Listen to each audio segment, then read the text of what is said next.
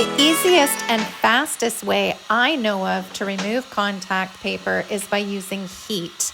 So if you have a heat gun or even a hair blower or hair dryer, this will work. It also works on any sort of stickers such as price tags, tape, any sort of adhesive because the heat loosens up the glue and it's easier to pull off.